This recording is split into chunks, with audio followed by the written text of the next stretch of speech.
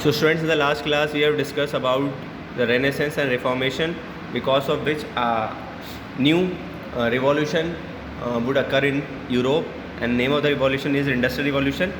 Industrial Revolution का meaning है कि where the raw material is converted into finished products on a large scale.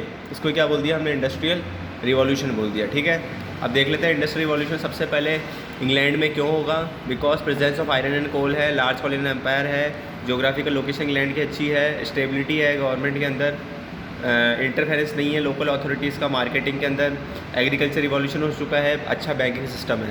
So these are the points related to the सबसे पहले industrial revolution England में क्यों हुआ.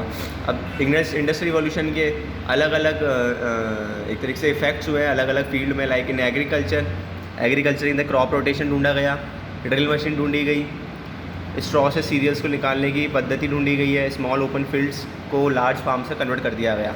तो उस टाइम यूरोप में चल रहा है agriculture revolution. And agriculture revolution is the backbone of industrial revolution because it requires because textile industry also requires raw material from agriculture, and the people who are moving from rural to urban areas also requires food to eat. So agriculture revolution was very much important. Plus most of the population from rural areas went towards the urban areas, so there is lack of labor in the rural areas, so there is a need of machines for the mass production. Second है textile industry. Textile industry ज़रूरी है क्योंकि कपड़े का जो व्यापार है वो उस टाइम यूरोप में बहुत इंपॉर्टेंट था. तो इसके लिए अपने लिए ग्रेडिंग का सिस्टम आ गया, स्पिनिंग, वीविंग, फ्लाइंग शटल आ गई है, वाटर फ्रेम आ गया है और स्पिनिंग जिनी आ गई है. ठीक है, अब देख लेते हैं आयरन के अंदर आपका ब्लास्ट फर्नेस आ गया, रस्टिंग रोकने के लिए मेथड आ गया है, और सबसे इम्पॉर्टेंट है बेसिमर प्रोसेस, जिसके थ्रू आयरन से डायरेक्ट स्टील बना लिया जाता है. स्टील आपका जंग नहीं खाता है और आयरन आपकी जंग खा जाती है, तो ये बहुत इंपॉर्टेंट प्रोसेस है बेसिमर प्रोसेस. ठीक है, नेक्स्ट है steam power.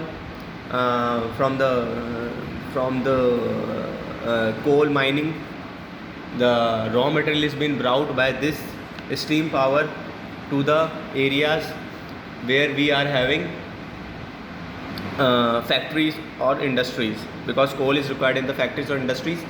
So these steam power, with the help of this steam power, raw material coal is being taken from inner areas to the outer areas. Okay, change in transport system, MACDAM system for the road, Versailles canal in the water, Suez canal in the water, and rail engine, Stephen Rock.